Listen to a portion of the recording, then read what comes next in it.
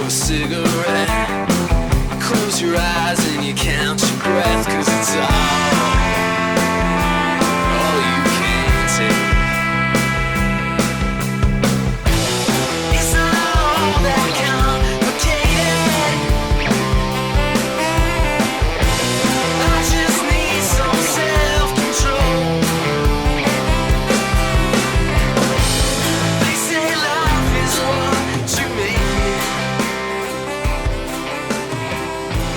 You just find it. Hello and welcome to this episode of the Lehigh Valley with Love podcast. I'm your host, George Wacker, and today we're talking with Michael Fickes, songwriter and frontman of Roman Patterns, about the band's debut full-length album, Somewhere on the Highway. It's out now on Shaky Records and available on all major streaming platforms. It features 11 brand new tracks produced by Shaky and recorded at Shaky Records, and we're going to talk more about that.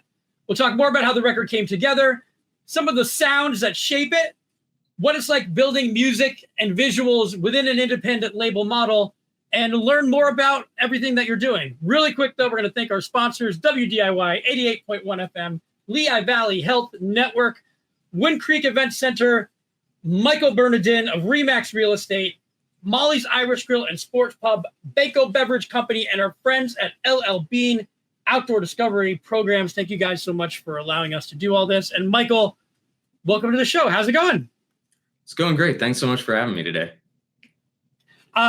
Full disclosure, we've been trading emails back and forth, and I finally got a chance to sit down with the album today and give it a nice listen as I was doing some work as you do, and I love it.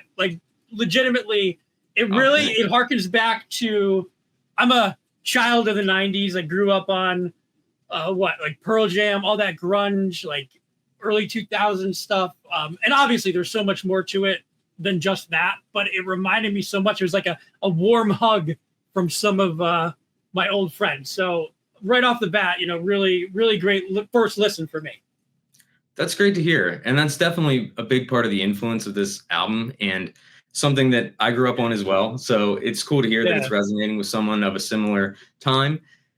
When I went to write this, I wanted to bring back some of those sounds that I grew up with, reference some of the albums that were my favorites when I was young, going back to middle school, going back to high school.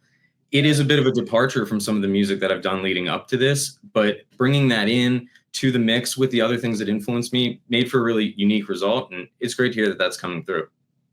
Yeah, I mean, there's a lot. We're going to talk about some specific songs and some specific things, but I want to learn a little bit more about you. I know you're originally from York and you moved to the Lehigh Valley. So can you talk a little bit about your path to the Lehigh Valley and your musical career?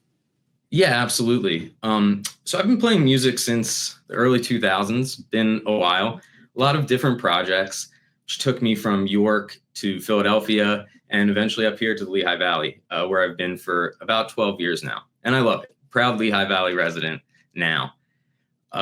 My background with music, especially working with Shaky, with the label, we had played in a band together in Philadelphia about 15 years ago now. Moved up here to the Lehigh Valley, had a band called Thornton Waterfall that I did for a little while that was based here in Bethlehem with some great guys. We played a few shows. And during that time, I actually had recorded a demo that Shaky helped me produce. At that time, he was working out of Philadelphia. So that's all part of the story of how this comes together. Took a long hiatus from music, hadn't done much for a good number of years. That demo was around 2014. Okay. Had a conversation with Shaky in early 2024. We started talking about that project. And ironically, he had a day where he had a revelation about the band The Replacements, which is a big influence to me. And he said, looking back, I almost wish I could take another stab at that record because I hear so many things now that we want to bring into it. So we started to try to think about that and then ultimately decided to do something new and write some new songs. We pulled out some old demos from a hard drive that had been sitting there for 10 years. We wrote some new songs, and that became the Darts EP, which was our first release as Roman Patterns in 2024. And then, of course, this album this year in 25. And where does the name Roman Patterns come from? Did I know that? It was Just a random choice, sort of. I was thinking about, I've always liked 2-word band names. I did Thornton Waterfall, Roman Patterns. I imagined it, ironically, as tile patterns. That's what I was thinking about. Yeah, I'm like, should I know this? Like, is it a term that I should like be aware of? No, that's okay. It was just a visual image that I was thinking about. It's funny. A lot of people have interpreted it as sort of a pen name because I know Roman is some people's first name. Sure. I'm open to the interpretation. It doesn't matter to me if it sticks in your head. That works for me. And we're going to talk a little bit more about that when you talk about, the kind of, I don't want to say one-man band, but that sort of thing. But let's talk about Shaky Records. So I know you briefly talked about them, but like, what is your relationship? I mean, and the album was produced and recorded there and is being released on Shaky Records. So we talk a little bit about that. Sure, absolutely. So Shaky and I go back to high school. We're longtime friends, longtime collaborators. And over the years, we've worked on numerous different projects, some of his, some of my own, and always had a strong collaborative relationship. So in early 2024, he was interested in starting to make music again. He was producing some solo music, which ultimately became his solo album that he released this year called Kinda Wild. You can find that streaming as well. And he was looking to produce some other artists. Oh, there's the Kinda Wild. And we began discussing what we could do in terms of creating new music. And that became this partnership that became Roman Patterns. So it's a bit of a unique format in terms of a band as people understand it, where there's not necessarily defined roles of this is the bass player, this is the piano player. We both play numerous instruments on the album. It's whoever has the part that works for that song, whoever has the inspiration. But the general format is that I write the songs here in Bethlehem. I try to format the feel, the riffs, and the lyrics, which are important to me and a big part of where my creativity, I think, lies with making music and with songwriting. And then the collaboration part comes in with Shaky producing it. I try to give him more freedom than I think maybe typical for artist-producer relationships. And that's where it becomes more, in my opinion, of a band or a partnership where he has the ability to write parts, to alter songs, and then that collaboration is what makes it a Roman Patterns song at the end of the day. It's like he doesn't have to check with you for everything, right? That's kind of the friendship, he's, if he's going to take a decision, he can kind of go with it a little bit. Yeah, I challenged myself to do that, to let go of things, to be really open to new ideas. And I think the more that we were able to do that, and the more I started letting go of my sort of precious idea about what the thing needed to be from the start, the more interesting territories we got into, the more that songs evolved version over version and started to become something that was more unique and something that was a stronger product in the end. So it's been a great lesson in collaboration and something that by taking that risk, by giving that trust, it always pays off. It doesn't hurt that he's very good at what he does. Yeah, I mean, I'm going to play a little bit. This is the first single. I can tell you who I think it sounds like, and we'll see if people agree with me. Go for it. But let's listen for a second.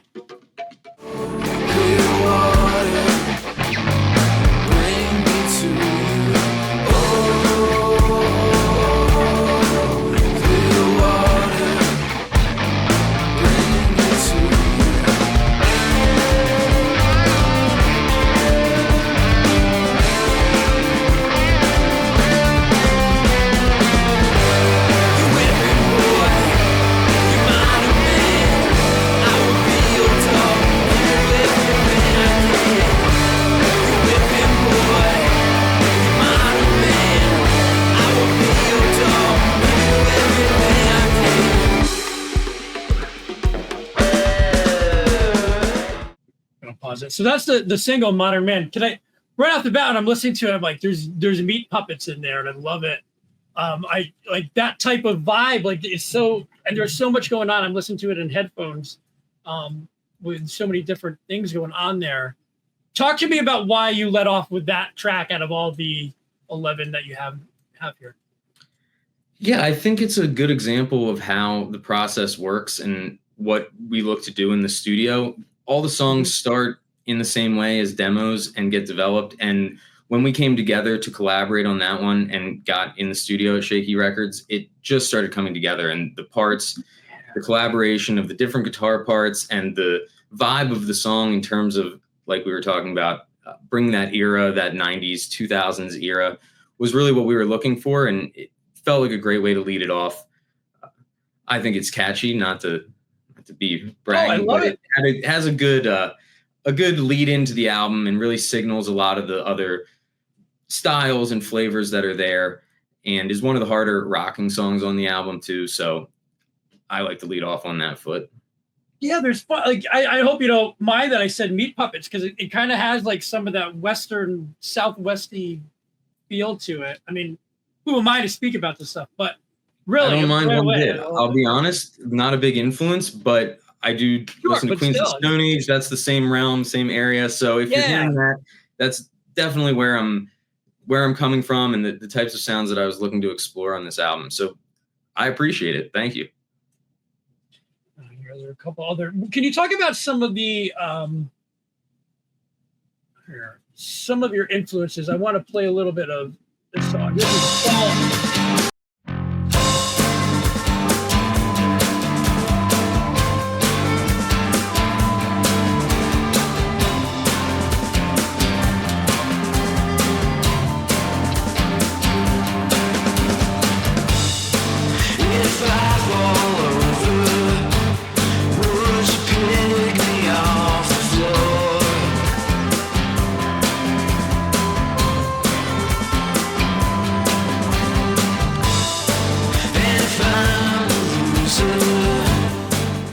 With this song, and also I'll play a little bit of Daylight Saloon. We'll play that later. But there's,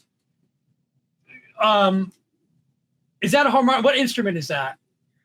That's saxophone, actually. Is that saxophone? Yeah, because I was with the Daylight Saloon one as well. Yeah, I'm going right here.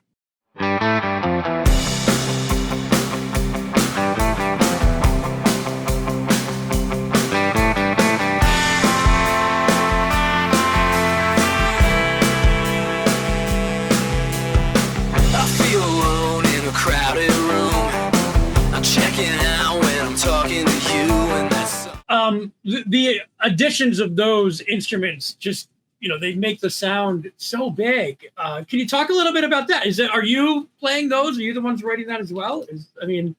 I'm not playing those, but it's a really cool story. So I'm happy to talk about it. That is actually my uncle. His name is Scott Arnold. Ah, that's great. Yeah, it's a great family connection. And it's a cool story that really links to what this whole project is.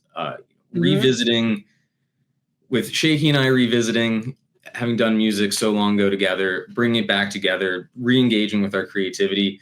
It's a neat origin story because in my formative years, Scott actually showed me a lot of the bands that came to influence the music that I make today, and was always pushing me in directions, showing me new things. And one time he actually gave me a bunch of his old vinyl that included a lot of things, The Clash, all the Rolling Stone discography, a lot of things that I was aware of, but didn't have that ability to dive deep into. So being able to then collaborate with him, he's an accomplished saxophone player, and he plays in several bands in the Bucks County area. He's in Smooth Riders as one. And he's just great. And we had a great day in the studio, and it really did bring a different dimension to the record. Speaking of influences, we were discussing the heavier rock influences. I have a lot of punk rock influences, but I love Bruce Springsteen. I love Rolling Stones horn section songs. So it taps into that side of my interests in songwriting, but the performances are great. The outcome is really great. And the way that Shaky was able to play guitar off of it made something that I hope is unique, and I hope resonates with people. But I'm really excited about those saxophone songs. No, it's great. And as you're going through, this is Once is also a song that really stuck out to me. Once upon a time in everything, but we lost it somewhere on the way.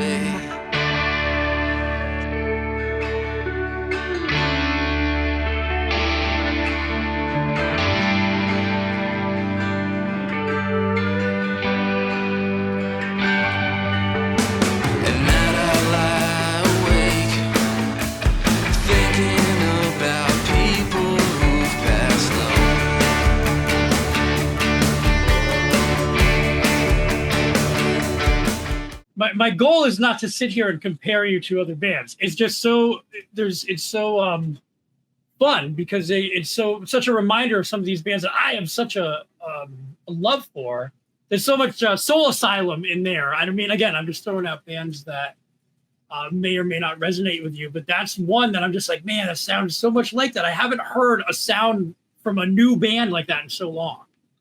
I really appreciate that. And that's definitely part of what we're trying to do is do something fresh and original, something that we're not hearing in the modern landscape. Yeah. There are a lot of new albums by new bands that I like a lot, but trying to do something fresh, something unique. That song is a great example of the collaboration that we have at Shaky Records. It actually features Eric Long, who's one of our artists. He's a great country musician, great singer, and he actually plays pedal steel on that song. I wrote that song acoustic guitar as to be somewhat of a country song or a ballad, and then that point of collaboration, that extra instrumentation really took it to another level, and it entered some of those territories that you're talking about. Yeah, and I mean, we also, one of the things you led with when we were talking is you have a cover of Hemorrhage in My Hands by Fuel. But it's done in a fun way. I just want to play a little bit of it.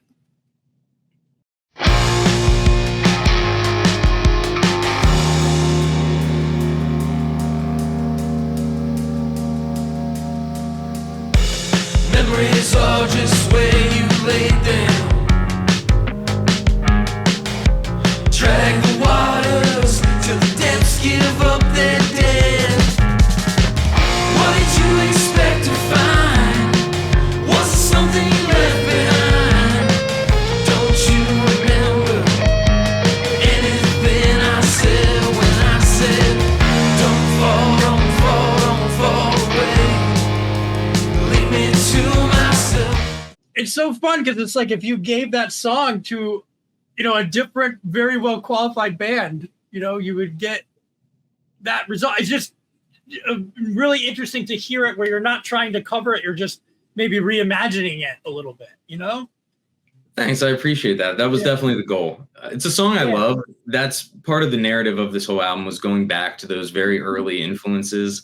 A lot of my more recent music was influenced by things I got into in college, in art school, indie rock type bands, and I wanted to go full circle. That was a CD that I had when I was in middle school, high school, and it's just a great song. It's a really well-written song. It was fun to reimagine it, and it's a little bit of a wink and a nod to our Central PA roots. They came up through the Harrisburg area, so there were enough connections that it felt like a fitting thing to do on the album, and signals that style and that mood that we were looking to create.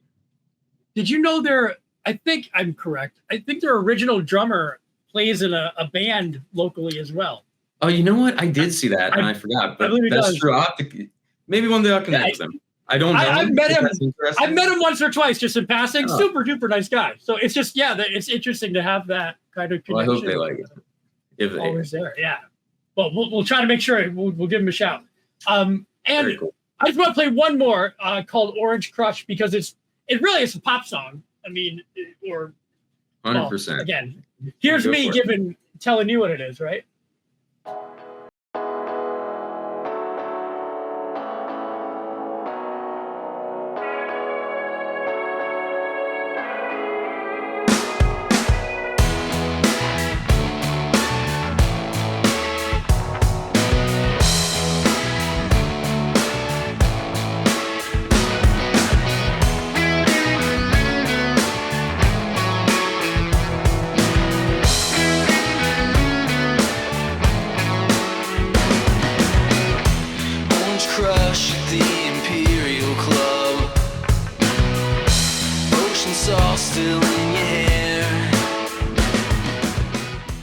So, I mean, that's such a feel-good, fun rock, early 2000 type vibe. Again, love it.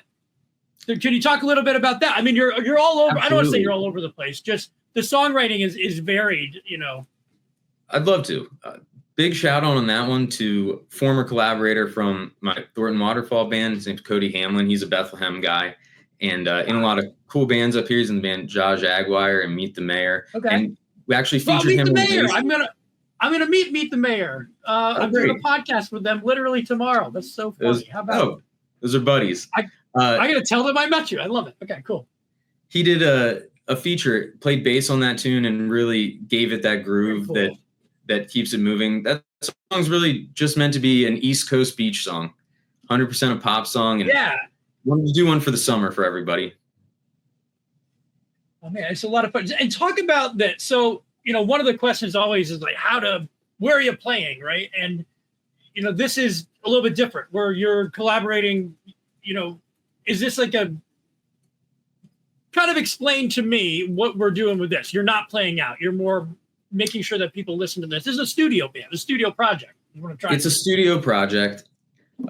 No live act at this point. Not to say it's something that I'd rule out for the future, but right now our interest is in writing songs and recording them and in production and in the studio. And we're just excited to share the music. And the goal is to continue making things and to just have a dialogue with the audience as the project evolves.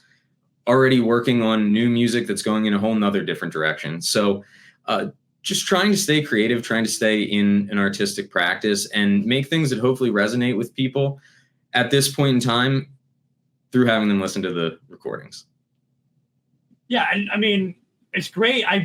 You need to put this on vinyl. I mean, I don't know if you are able to do that or because it just has such a rich sound to it. I would love to be able to listen to that. I'm sure you have high fidelity everything, but I'm a vinyl guy, so.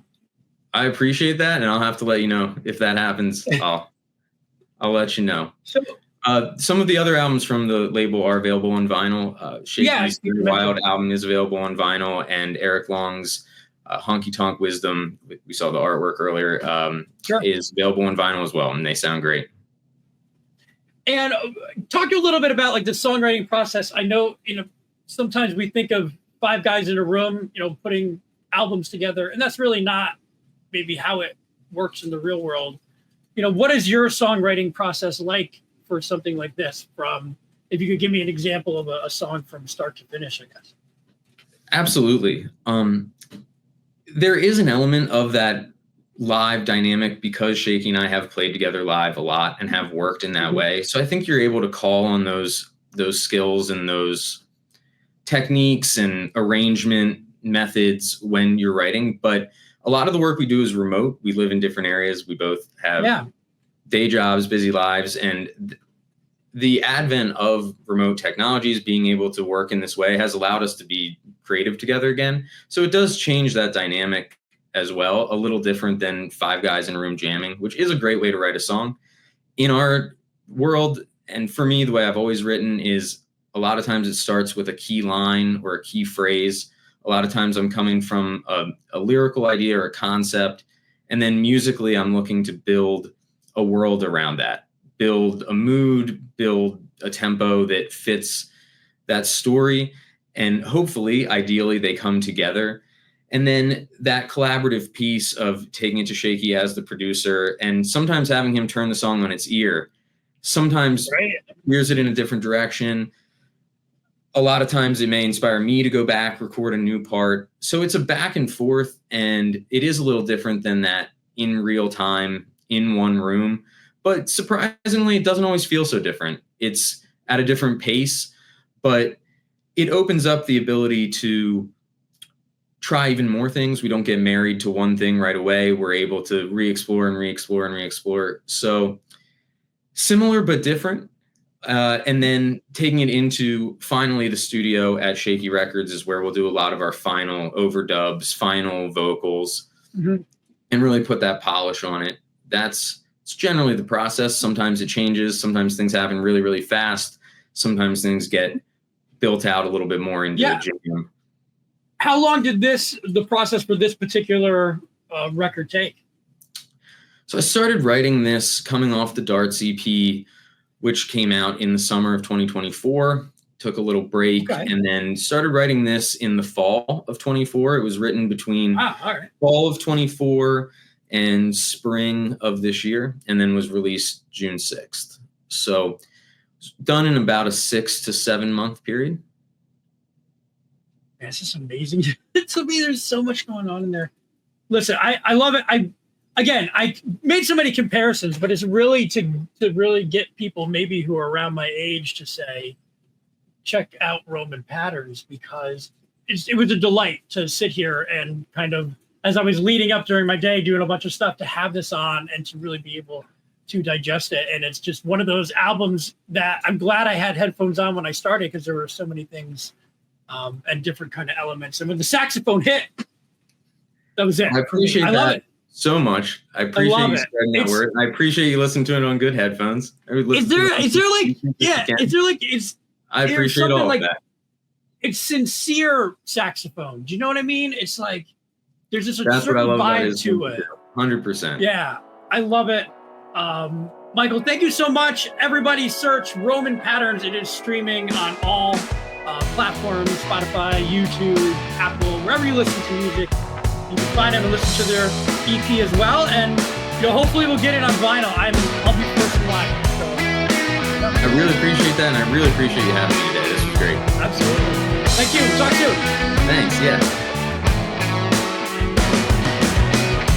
Orange Crush at the Imperial Club. Ocean sauce still in your head.